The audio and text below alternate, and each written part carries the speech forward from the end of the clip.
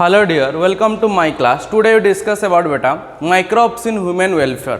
हम लोग previous human health disease already 90% discuss कर चुके हैं और लास्ट में जो उसका जो और थोड़ा छोटा बड़ा पॉइंट था वो आप खुद एनसीईआरटी बुक से पढ़ सकते हो, उसमें कुछ ज़्यादा चीज़ नहीं है, ठीक है। उसमें बस एक इंपॉर्टेंट है विथड्रॉल सिंड्रोम करके, मतलब आप कंटिन्यूसली एडिक्टेड हो कोई ड्रग से, कंटिन्यू आप एडिक्टेड हो कोई नशा से, अगर तुरंत छोड़ दे रहे हो तो आपका क्या होगा, आपको ऐसा लगेगा पागलपन टाइप का लगेगा, ठीक है। आपको बॉडी पेन करेगा। तो इस टाइप का आप जो बहुत सारे ऐसे मूवी वगैरह में आप देखे होगे जो कंटिन्यू नशा करता है, अगर तुरंत छोड़ देता है तो पागल टाइप का हो जाता है कि नहीं। तो उसको साइकेट्रिक टाइप का भी कभी कभी साइकेट्रिक टाइप का बीमारी भी आ सकता है। तो इस टाइप का वो ह्यूमनल डिजीज में आपको जैसे ही आपका ख़त्म हो रहा है ड्रग्स वाला ओपियोइड ड्रग्स, आपका जो मॉर्फिन वगैरह, ठीक है, और हीरोइन वगैरह, उसके बाद ही ये 2-3 पेज का है एनसीईआरटी में, आप उसको पढ़ लेना, उसमें ज़्यादा कुछ इंपॉर्टेंस नहीं है। हम उसका एग्जाम वगैरह करेंगे, ठीक है, अगले दिन में। तो ये आज हम स्टार्ट करेंगे बेटा माइक्रोब्स इन ह्यूमन वेलफेयर, ठीक है। तो माइक्रोब्स कैसे हम जानते हैं माइक्रोब्स क्या है, आपका हार्मफुल भी है और आपका यूजफुल भी है। तो हार्मफुल तो ऑलरेडी हम बता चुके हैं, बहुत सारा वो प्लांट में डिजीज कॉज करता है, ठीक है, बहुत सारा आपका एनिमल में डिजीज कॉज करता है, लेकिन वो ह्यूमन वेलफेयर मतलब ह्यूमन का कुछ नेसेसिटी चीज़ में ह्यूमन का सोसाइटी के लिए भी कहीं ना कहीं उसका यूटिलाइज अच्छा से अच्छा हो रहा है। तो आज हम देखेंगे microbes in house hold product, मतलब माइक्रोब्स जो हमारा जो डेली लाइफ में हाउस होल्ड प्रोडक्ट्स में कैसे यूज हो रहा है, microbes in industrial product, industry में कैसे माइक्रोब्स का यूज हो रहा है, ठीक है। Microbes in Suez treatment, Suez treatment मतलब आपका जो म्यूनसिपैलिटी जो वाटर आता है आपका गंदा जो कीचड़ का पानी जो आता है वो कैसे आपका प्यूरीफाई होके उसको हम कैसे मतलब ड्रिंकिंग वाटर का तौर में हम उसको ले सकते हैं, उसके बारे में डिस्कस करेंगे, ठीक है। मतलब आपका म्यूनसिपैलिटी पानी को हम कैसे करेंगे, हम कैसे प्यूरीफाई करके, ठीक है, कौन सा मेथड यूज करके हम उसको प्यूरीफाई करेंगे, ड्रिंकिंग वाटर यूज करें, उसके बारे में डिस्कस करेंगे। Suez treatment, microbes in the product of biogas, biogas तो आप जानते होंगे मीथेन होता है बायोगैस, है कि नहीं। तो उस हिसाब से हम देखेंगे बायोगैस जैसे आपका है वो कैसे आपका मतलब रिलीज हो रहा है, ठीक है। मीथेन CH4 जो आपको मिथानोकोकस करता है bacteria. Microbes uses by control agents, जो आपका जो बहुत सारा जो आपका पेस्ट वगैरह को मारने के लिए कैसे यूज, और बायो फर्टिलाइजर, क्योंकि बायो फर्टिलाइजर जैसे हमको बहुत सारे लोग क्या था केमिकल फर्टिलाइजर देते हैं, लेकिन अगर ज़्यादा केमिकल फर्टिलाइजर हो जाता है तो क्या होता है आपका जो उसका जो टेक्सचर होता है, ठीक है, सॉइल का जो टेक्सचर होता है धीरे धीरे डाउनफॉल होता है। तो आपको बायो फर्टिलाइजर यूज करने से क्या होता है आपका फर्टिलिटी बढ़ता है, किसका, फार्मिंग का फर्टिलिटी बढ़ता है, ठीक है। तो ये कैसे हमारा माइक्रोब सब यूज कर आ रहा है, ये सब चीज़ में हम डिस्क्राइब करेंगे। तो पहला बात करेंगे microbes in house hold product, ठीक है। तो पहले बेटा हाउस होल्ड प्रोडक्ट का पहला हम लेते हैं जिसको हम बोलते हैं LAB, क्या बोलते हैं LAB, LAB मतलब लैक्टो एसिड बेसिलस, क्या होता है लैक्टो एसिड बेसिलस, ठीक है। तो लैक्टो एसिड बेसिलस ये क्या है, ये बैक्टीरिया है लैक्टिक एसिड बैक्टीरिया। ये क्या करता है बेटा, आप लोग कभी अगर मिल्क खाते होंगे तो मिल्क को और एक भी फॉर्म जिसका हम कर्ड बोलते हैं, हाँ कि क्या बोलते हैं उसको, बोलते हैं हम कर्ड बोलते हैं CURD। तो ये कर्ड कैसे बनता है, कर्ड आपको मिल्क से ही बनता है। कैसे बनता है बेटा, ये मिल्क से ही आपका क्या होता है, आपका कर्ड फॉर्मेशन होता है। तो मिल्क से कर्ड फॉर्मेशन के लिए कौन सा बैक्टीरिया यूज होता है, आपका लैक्टिक एसिड बैक्टीरिया, और जिसको हम क्या बोलते हैं LAB बोलते हैं, ठीक है।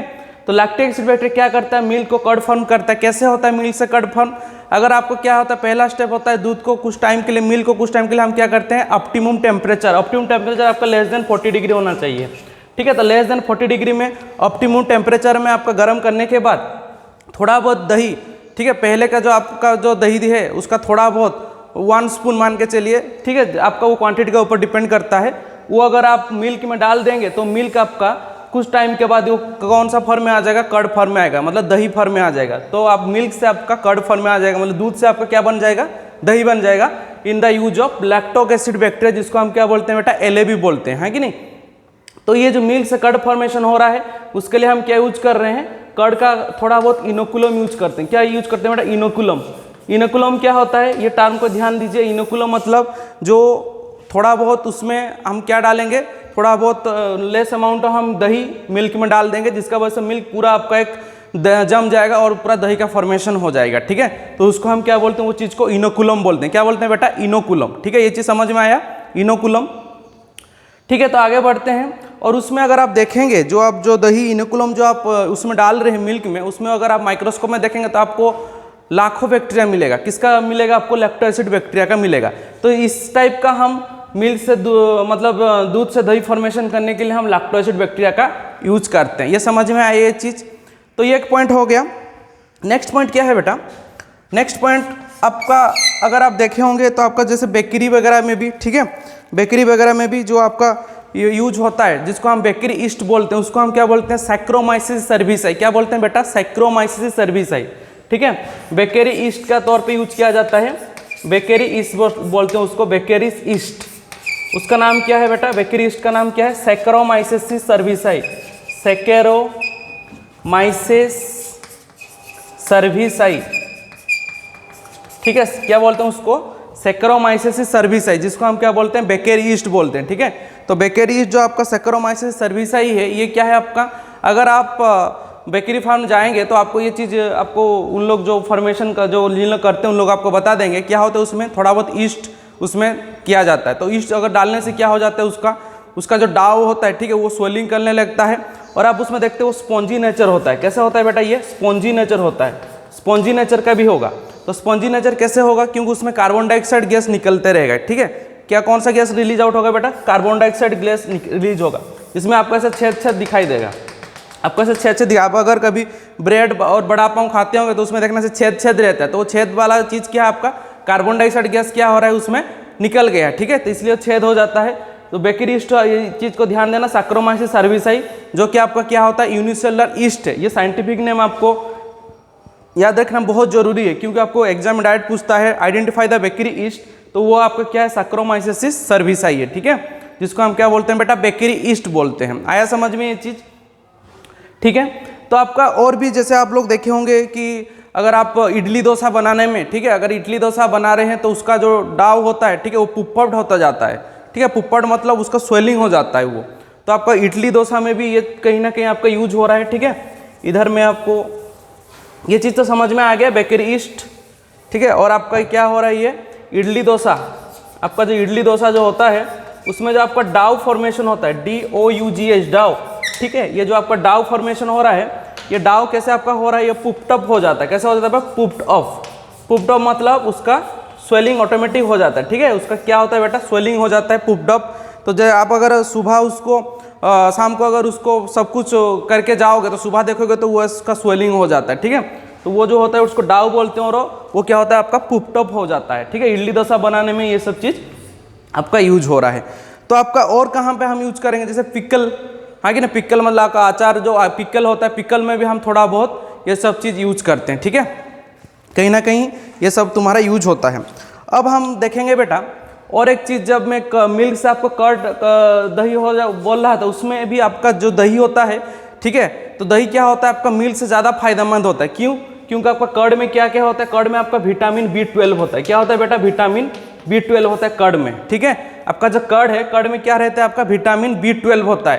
तो विटामिन B12 का अनदर नेम क्या है, सियानोकोबालामिन। विटामिन B12 का अनदर नेम क्या है बेटा, सियानोकोबालामिन, ठीक है। इधर मैं लिख दे रहा हूँ, विटामिन B12 का अनदर नेम क्या है बेटा, सियानोकोबालामिन, सियानोकोबालामिन बोलते हैं उसको, ठीक है। तो आपका विटामिन B12 को अगर कमी हो जाएगा आपका बॉडी में, तो आपको क्या होगा, आपको होगा पार्नीसियस एनीमिया। क्या होगा बेटा, आपको होगा पार्नीसियस एनीमिया होगा। अगर विटामिन B12 का आपको डेफिशिएंसी मिलेगा तो उसको हम क्या बोलेंगे, पार्नीसियस एनीमिया बोलेंगे, ठीक है। तो आपका ये जो विटामिन B12 और आपका फोलिक एसिड विटामिन B9, ठीक है, दोनों मिला के क्या होता है, दोनों आपको मिला के क्या होता है, मैच्योरेशन में हेल्प करते हैं। कौन सा मैच्योरेशन, RBC का मैच्योरेशन में हेल्प करते हैं, ठीक है। तो आप चीज़ जान लीजिए, मिल्क से ज़्यादा फायदेमंद आपका क्या है, दही ज़्यादा, कर्ड आपका ज़्यादा फायदेमंद है। ये चीज़ समझ में आया। सियानोकोबालामिन बोलते हैं विटामिन B12 को, जो कि आपका कहाँ पे प्रेजेंट होता है, आपका दही पे, ठीक है। तो इसलिए आपका दूध से ज़्यादा क्या खाना चाहिए बेटा, दही ज़्यादा खाना चाहिए, ठीक है। दूध से आपको ज़्यादा क्या खाना चाहिए, दही ज़्यादा खाना चाहिए, ठीक है। और आपका ये जो दही है, ये अगर मेरे को एक चीज़ बताओ, आपका जो डाइजेस्ट, अगर आप दूध और दही खा रहे हो तो पहला डाइजेस्ट क्या होगा, पहला मिल्क डाइजेस्ट होगा कि पहला कर्ड डाइजेस्ट होगा, पहला आपका कर्ड डाइजेस्ट होगा। कैसे आपका कर्ड डाइजेस्ट हो रहा है, क्योंकि वो ऑलरेडी आपका फर्मेंटेड हो चुका है, ठीक है। वो ऑलरेडी क्या हो चुका है, आपका फर्मेंटेड हो चुका है, उसको ऑलरेडी बैक्टीरिया वगैरह फर्मेंट कर चुके हैं, तो इसलिए वो इजीली डाइजेस्ट होगा, ठीक है ना। आपका कर्ड पहले डाइजेस्ट होगा, उसके बाद आपका मिल्क डाइजेस्ट होगा। मिल्क में हम जानते हो कि प्रोटीन रहता है, कैसिन प्रोटीन है कि नहीं। तो ये सब चीज़ आपका जनरल नॉलेज बोल सकते हो, आपका MCQ तौर पे ये सब चीज़ आपको पूछेगा, ठीक है, हम आगे बढ़ते हैं। ये तो आपका हो गया हाउस होल्ड प्रोडक्ट में कैसे आपका बैक्टीरिया का यूज हो रहा है, ठीक है। और हम आगे बढ़ते हैं जैसे आपका इंडस्ट्रियल प्रोडक्ट्स में, इंडस्ट्रियल प्रोडक्ट्स में कैसे आपका बैक्टीरिया का यूज हो रहा है। तो इंडस्ट्रियल प्रोडक्ट्स में जैसे आपका beverage, various type of beverage, beverage में क्या क्या आता है आपका, बेवरेज में आपका व्हिस्की आता है, जितना सारा आपका, ठीक है, व्हिस्की, बियर, ठीक है, रम, ब्रांडी, ये सब आपका क्या है, ये आपका सब बेवरेज है, ठीक है। ये सब आपका बेवरेज है जिसमें कि अल्कोहल का अमाउंट रहता है। तो इसमें क्या होता है आपका, इसमें भी आपका सैक्रोमाइसिस सर्विस है, जिसको हम और क्या बोलते हैं, बैक्टीरिया ईस्ट, और क्या बोलते हैं, ब्रियोर्स ईस्ट। क्या बोलते हैं बेटा, ब्रियोर्स ईस्ट बोलते हैं, ठीक है। तो ये ब्रियोर्स ईस्ट क्या करता है, उसमें यूज होता है, और क्या क्या फॉर्मेशन करता है आपका, इथानॉल फॉर्मेशन करता है। क्या फॉर्मेशन करता है बेटा, इथानॉल, ठीक है। तो ये इथानॉल क्या है आपका, अल्कोहल का फॉर्म है, इथानॉल NOL, ठीक है, अल्कोहल OL, ये भी आपका इथानॉल OL। तो इसमें क्या होता है, अल्कोहल फॉर्मेशन होता है। और आपका व्हिस्की और बियर क्या होता है आपका, विदाउट डिस्टिलेशन से फॉर्म होता है। कैसे होता है बेटा, ये आपका होता है विदाउट डिस्टिलेशन, ठीक है। और आपका रम, ब्रांडी, ये कैसे होता है आपका, डिस्टिलेशन प्रोसेस उसमें वार करता है, डिस्टिलेशन उसमें वार करता है, डिस्टिलेशन इसमें होता है। लेकिन आपका व्हिस्की बियर में क्या होता है, विदाउट डिस्टिलेशन में होता है, ठीक है। तो इसलिए ज़्यादा प्यूरीफाइड फॉर्म में रम, ब्रांडी वगैरह ये क्या है आपका ज़्यादा प्यूरीफाइड फॉर्म में, और व्हिस्की बियर वगैरह आपका क्या है, विदाउट डिस्टिलेशन से हो रहा है, ठीक है। और आपको इसमें देखो रम, ब्रांडी में ज़्यादा अल्कोहल है तो उसमें आपका लेस अमाउंट ऑफ अल्कोहल रहेगा। तो ये चीज़ आपको जानना पड़ेगा, विदाउट डिस्टिलेशन में व्हिस्की बियर हो रहा है, और रम, ब्रांडी वगैरह आपका डिस्टिलेशन प्रोसेस से मिलता है। और एक चीज़ आपका ये जो यूज हो रहा है आपका बेवरेज में, क्या यूज हो रहा है आपका, ब्रियोर्स ईस्ट, जिसको हम क्या बोलते हैं, सैक्रोमाइसिस सर्विसाई, और वो क्या रिलीज कर रहा है आपका, इथानॉल यूज कर रहा है, ठीक है, रिलीज कर रहा है। ये चीज़ समझ में आया। तो और एक नेक्स्ट हम देखेंगे जो कि आपका एंटीबायोटिक्स में कैसे यूज हो रहा है। आप लोग जानते हो कि जो एंटीबायोटिक्स होता है, एंटीबायोटिक्स मतलब क्या है, एंटी मीन्स आपका अगेंस्ट, हाँ कि नहीं, और बायोटिक्स मीन्स लाइफ। तो मतलब लाइफ अगेंस्ट में जो हम क्रिएट कर रहे हैं उसको हम एंटीबायोटिक्स कर रहे हैं, जो केमिकल क्रिएट कर रहे हैं। तो जो पहला एंटीबायोटिक्स था उसको कौन फॉर्म किया था, उसको फॉर्म किया था अलेक्जेंडर फ्लेमिंग ने, हाँ कि नहीं, अलेक्जेंडर फ्लेमिंग। तो अलेक्जेंडर फ्लेमिंग ने ये जो पहला एंटीबायोटिक्स को खोज किया था उनका नाम क्या था बेटा, पेनिसिलियम नोटाटुम, हाँ कि नहीं, पेनिसिलियम नोटाटुम था नाम, पेनिसिलियम नोटाटुम, जो कि आपका वर्ल्ड वॉर 2 में ज़्यादा यूज हुआ है, हाँ कि नहीं, वर्ल्ड वॉर 2 में पेनिसिलियम नोटाटुम ज़्यादा यूज हुआ है आपका, अलेक्जेंडर फ्लेमिंग का डिस्कवर। तो वो कैसे आपका इंडस्ट्रियल प्रोडक्ट्स में यूज हो रहा है। और एक चीज़, जब आपका ये जो अल्कोहल वगैरह जब आपका इंडस्ट्री में होता है तो वो फर्मेंटर, बड़ा बड़ा ऐसे फर्मेंटर रहता है, ठीक है ना। तो बड़ा बड़ा फर्मेंटर में क्या होता है, उसको हम सैक्रोमाइसिस सर्विसाई यूज करके इथानॉल वगैरह हम प्रोड्यूस कर पा रहे हैं, ठीक है। तो आपका अलेक्जेंडर फ्लेमिंग ये कैसे क्या था, वो क्या कहते हैं, ऐसे बहुत सारा, जब वो आप पेस्टिसाइड्स में ऐसे बहुत सारे बैक्टीरिया फंगस को स्टडी कर रहे थे तो देखे कि एक टाइम ऐसा आया कि बैक्टीरिया का ग्रोथ ही नहीं हो पाया, ठीक है। क्योंकि यहाँ पे वो देखे क्या चीज़ है, वहाँ पे कुछ केमिकल्स है। तो वो केमिकल्स क्या है आपका, फंगस से रिलीज आउट हो रहा था। तो फंगस आपका क्या था आपका, वो था आपका पेनिसिलियम नोटाटुम था, ठीक है। वो क्या था आपका, पेनिसिलियम नोटाटुम का प्लांट था, जो कि आप देखे होगे, जो हमने पढ़ाया था आपको, एस्कोमाइसेटिस, एस्कोमाइसेटिस का पार्ट है आपका पेनिसिलिन, ठीक है, जो कि आपको कोनिडिया प्रोसेस से क्या कर रहा है आपका, स्पोर रिलीज आउट करता है, एक्सोजेनियस स्पोर। तो आपका पेनिसिलियम नोटाटुम को देखे कि बैक्टीरिया का ग्रोथ वहीं पे रुक गया, ठीक है। तो वो देखिए केमिकल क्या है, तो उसमें जो आइडेंटिफाई किए, देखिए कि उसका नाम क्या है, पेनिसिलियम नोटाटुम है, जो कि अगर फंगस का पार्ट है केमिकल से, जो कि बैक्टीरिया का ग्रोथ को क्या कर रहा है, रोक दे रहा है, ठीक है ना।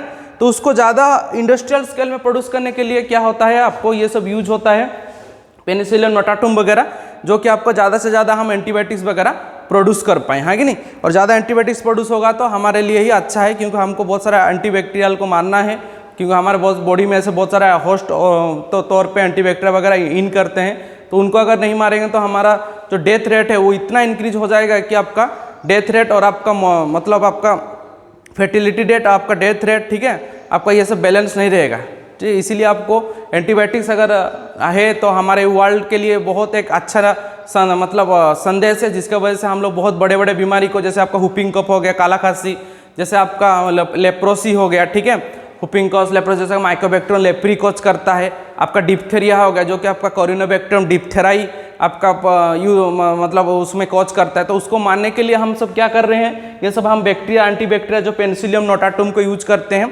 तो ये हमारा एक बहुत हमारा फायदेमंद है, हमारे लिए बहुत यूजफुल है, इसीलिए तो नाम है ना माइक्रोब्स इन ह्यूमन वेलफेयर। हमारा ह्यूमन में कैसे हमारा यूजफुल कर रहा है, उसके बारे में आज हम डिस्कस कर रहे हैं कि नहीं। तो ऐसे बहुत सारे आपका एंटीबैक्टीरियल्स है, तो हम कुछ कुछ आपको और भी बताएंगे। जैसे आपके मान के चलिए कुछ कुछ एंटीबैक्टीरियल, जैसे ये तो आपका हो गया, ठीक है ना, इंडस्ट्रियल प्रोडक्ट्स में ये सब हो रहा है, आपको बता दिया कि बेवरेज फॉर्मेशन में और आपका एंटीबायोटिक्स फॉर्मेशन में, फार्माकोलॉजी सेक्टर में बहुत सारे ऐसे फॉर्म किया जा रहा है। अब नेक्स्ट हम देखेंगे कि कुछ कुछ ऐसा आपका ऑर्गेनिक एसिड्स है जो कि हम यूज करते हैं। जैसे आपका हो गया ऑर्गेनिक एसिड्स में अलग अलग ऑर्गेनिक एसिड्स है, ठीक है। जैसे आपका एस्परगिलस निगर, एस्परगिलस निगर क्या रिलीज करता है बेटा, एस्परगिलस निगर, एस्परगिलस निगर ये क्या रिलीज कर रहा है, ये आपका यूज कर रहा है एस्परगिलस निगर आपका यूज कर रहा है सिट्रिक एसिड। क्या रिलीज कर रहा है बेटा, ये रिलीज कर रहा है सिट्रिक एसिड, ठीक है। तो सिट्रिक एसिड ये सब कहाँ पे दिया जाता है, जैसे आप लोग को कई भी चीज़ आप जितना भी फूड प्रोडक्ट खाते हैं तो वो अगर ज़्यादा दिन तक रहे, प्रिजर्वेटिव ज़्यादा दिन तक प्रिजर्व होकर रहे, उसमें कोई इन्फेक्शन ना हो, उसमें कोई फंगल एक्टिविटी ना हो, इसलिए ये सब दिया जाता है। एस्परगिलस निगर जो सिट्रिक एसिड ये सब उसमें दिया जाता है, ठीक है। तो आपको प्रिजर्वेशन मतलब आपका प्रिजर्वेटिव का टाइप का ये काम करता है एस्परगिलस निगर। और क्या है आपका एसिटोबैक्टर एसिटी, एसिटोबैक्टर एसिटी, ठीक है। ये क्या है आपका एसिटोबैक्टर, ये आपका बैक्टीरिया है लेकिन ये आपका फंगस है। ये क्या है आपका, ये फंगस है, ठीक है। और ये क्या आपका एसिटोबैक्टर एसिड, ये क्या रिलीज करेगा बेटा, एसिटिक एसिड, नाम से पता चल रहा है। एसिटोबैक्टर एसिड आपको क्या रिलीज करेगा, एसिटिक एसिड रिलीज करेगा। और आपका है क्लोस्ट्रिडियम बोटुलिज्म जो कि ब्यूटारिक एसिड रिलीज करेगा, क्लोस्ट्रिडियम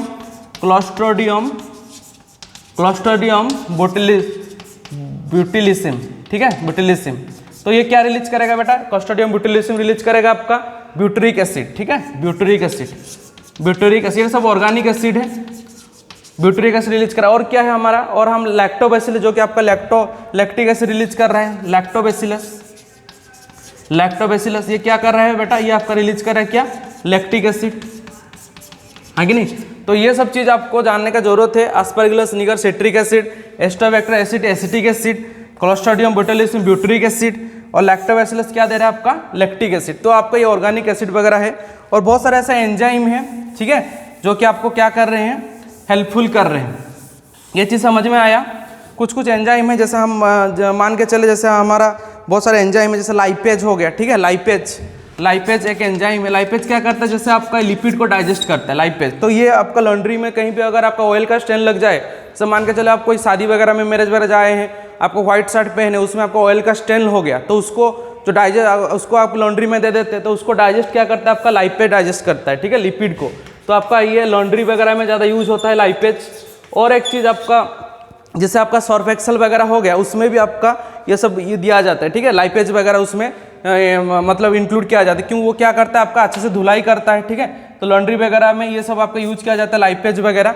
और भी आपका बहुत सारा एंजाइम है, जैसे आपका मांगे पेक्टिनेज, ठीक है, पेक्टिनेज क्या है आपका, जैसे आपका फ्रूट का आउटर पार्ट क्या होता है आपका, पेक्टिनेज से बना होता है, ठीक है। फ्रूट का अगर आपका ये कोई भी एक फ्रूट हो गया, मैंगो हो गया, कोई भी एक फ्रूट हो गया, एप्पल कोई भी, तो उसका आउटर पार्ट किससे बना होता है बेटा, पेक्टिन से बना होता है, ठीक है, पेक्टिन।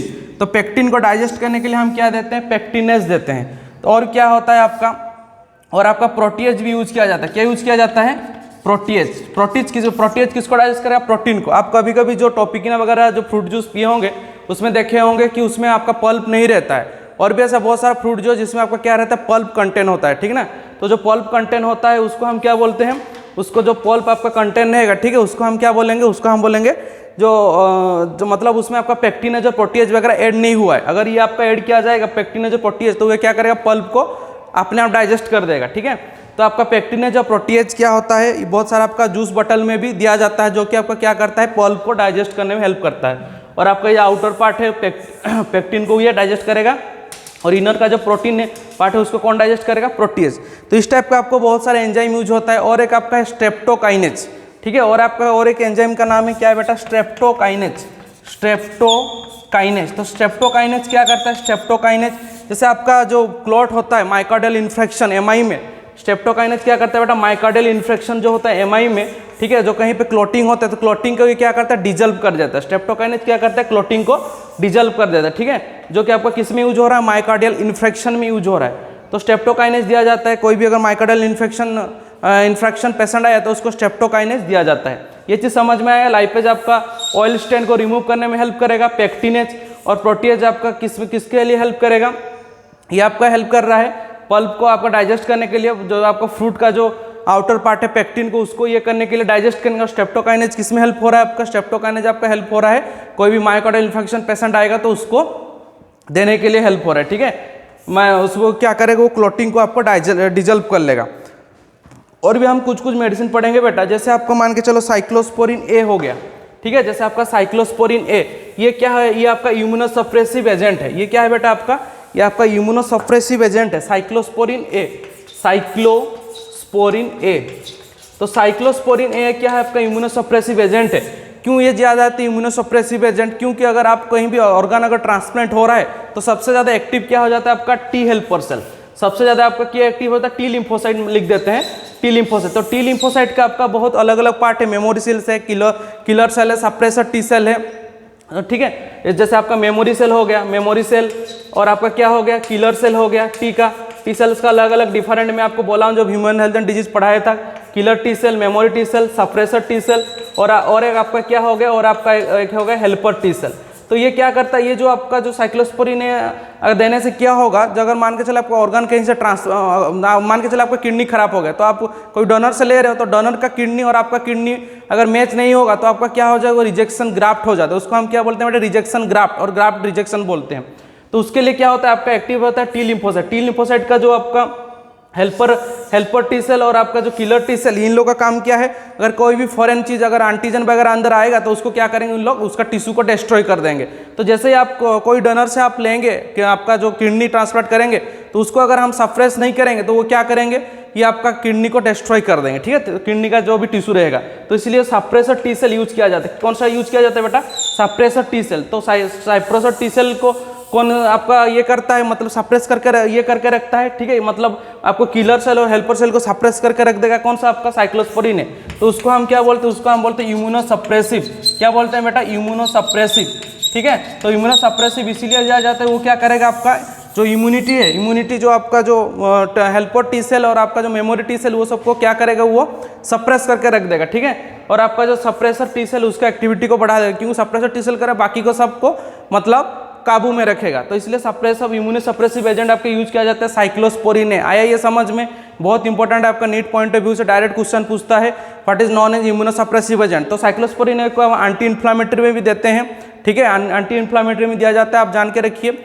और आपको इम्यूनोसप्रेसिव तो हो ही, उसका साथ ही एंटी इन्फ्लामेटरी भी है। साइक्लोस्पोरिन आया आपको समझ में, क्यों दिया जाता है, क्योंकि वो क्या करता है, आपका जो आपका जो मतलब आपको अगर कहीं से आप ट्रांसप्लांट ले रहे हैं, उसको अगर आपका कुछ डिस्ट्रॉय हो जाए, उसको रोकने के लिए क्या दिया जाता है आपको, इम्यूनोसप्रेसिव एजेंट दिया जाता है, जो कि आपका साइक्लोस्पोरिन है। आया समझ में। नेक्स्ट है आपका स्टार्टिन। स्टार्टिन क्या है बेटा, स्टार्टिन आपका, स्टार्टिन जो है ये क्या आपका, स्टार्टिन स्टार्टिन है। स्टार्टिन क्या करता है, स्टार्टिन आपका ब्लड कोलेस्ट्रॉल एजेंट है, ब्लड कोलेस्ट्रॉल लोअरिंग एजेंट है। ये क्या है आपका, blood cholesterol lowering agent starting, ठीक है। स्टार्टिन क्या है आपका, ब्लड कोलेस्ट्रॉल लोअरिंग एजेंट है। और साइक्लोस्पोरिन आपको जहाँ से मिलता है, वो फंगस का नाम मैं आप इधर लिख दे रहा हूँ, जिसको हम क्या बोलते हैं, वो फंगस का नाम क्या है बेटा, ट्राइकोडर्मा पॉलिस्पर्म, ठीक है। कहाँ से मिलता है ये आपका, ट्राइकोडर्मा पॉलिस्पर्म। कहाँ से मिलता है, ट्राइकोडर्मा पॉलिस्पर्म से आपको मिलेगा ये, ठीक है। और आपका ये जो स्टार्टिन जो है, ये क्या, ये आपका क्या है, ये आपका ब्लड कोलेस्ट्रॉल लोअरिंग एजेंट है। तो हमारे पास दो टाइप का कोलेस्ट्रॉल होता है, एक होता है एलडीएल और एक क्या होता है बेटा, और एक होता है आपका एलडीएल। तो आपका एचडीएल और एलडीएल जो है दोनों कोलेस्ट्रॉल एजेंट से, एक क्या है आपका एचडीएल और एक क्या है आपका एलडीएल, ठीक है। तो आपका जो एचडीएल है ये क्या, हाई डेंसिटी लिपोप्रोटीन, और एलडीएल क्या है आपका, लो डेंसिटी लिपोप्रोटीन। तो एलडीएल क्या करता है, जैसे आपका जो अगर आपका ये जो अगर आपका ये ल्यूमेन आपका अगर आर्टेरीज का ल्यूमेन हो, तो क्या करता है, ऐसे जाके उसमें डिपोजिशन हो जाता है, क्या आपका एलडीएल। तो अगर ये डिपोजिशन ज़्यादा ऐसा डिपोजिशन हो जाएगा, तो उसका ल्यूमेन का साइज क्या होगा, नैरो हो जाएगा। तो अगर नैरो हो जाएगा तो आपको क्या होने का चांसेस है, बीपी होने का चांसेस है, ब्लड प्रेशर हाई हो जाएगा। तो वो चीज़ को रोकने के लिए हम क्या यूज करते हैं बेटा, स्टार्टिन यूज करते हैं, ठीक है। तो स्टार्टिन क्या है हमारा, स्टार्टिन हम किसको लेते हैं, स्टार्टिन का आपका जैसे आपका हम स्टार्टिन का तौर पे हम किसको लेते हैं बेटा, जैसे आपका एक है, ठीक है, जो कि आपको क्या करता है, जो फंगस से रिलीज होता है, वो भी जो क्या करता है आपको वो चीज़ को नॉर्मलाइज कर देता है, ठीक है। तो आपका जो एचडीएल एलडीएल को नॉर्मलाइज करता है, जिसको हम क्या बोलते हैं, स्टार्टिन बोलते हैं। उसका नाम मतलब पर्टिकुलर नाम मेरे को याद नहीं आ रहा है, ठीक है। उसको ऐसा कुछ अच्छा उसका नाम मैं आपको नेक्स्ट ईयर में बता दूंगा, अभी मेरे को फ्लो में ठीक से याद नहीं आ रहा है, लेकिन वो जो स्टार्टिंग का तौर पे आपको ब्लड कोलेस्ट्रॉल क्या करता है, वो लोअरिंग कर देता है। तो जैसे आपका ब्लड कोलेस्ट्रॉल लोअरिंग हो जाता है तब आपका जो बीपी वगैरह और जो भी आपका जो भी कुछ ये बाकी भी जो भी आपका ये है वो क्या होता है ऑटोमेटिक वो कम हो जाता है, ठीक है। तो इस टाइप का हमारा बहुत सारे इंपॉर्टेंस और आपका बहुत सारा ऐसा डेली में यूज हो रहा है, ठीक है। माइक्रोब्स यूज हो रहा है, अलग अलग माइक्रोब्स में आपका वायरस आ सकता है, फंगस आ सकता है, बैक्टीरिया आ सकता है, ठीक है। ये सब आपका माइक्रोब्स वगैरह है। तो और भी आपका माइक्रोब्स यूज होता है। नेक्स्ट क्लास में हम पढ़ेंगे सीवेज ट्रीटमेंट में कैसे माइक्रोब्स को हम यूज कर रहे हैं, कैसे हम प्राइमरी ट्रीटमेंट करते हैं, कैसे सेकेंडरी ट्रीटमेंट करते हैं। प्राइमरी को फिजिकल ट्रीटमेंट बोलते हैं, सेकेंडरी को बायोलॉजिकल ट्रीटमेंट बोलते हैं। उसमें आपका बीओडी एक टर्म आएगा, बायोलॉजिकल ऑक्सीजन डिमांड, ठीक है, और बायोकेमिकल ऑक्सीजन डिमांड, ये सब हम देखेंगे। तो ये चीज़ आपको अच्छे से समझ में आना चाहिए। अगर उसमें कुछ डाउट है अब आप मैसेज करो, मेरे को फ़ोन करो, ठीक है, उसको मैं डिटेल्स में आपको बता दूंगा। थैंक यू, पढ़ते रहिए, मेहनत करिए।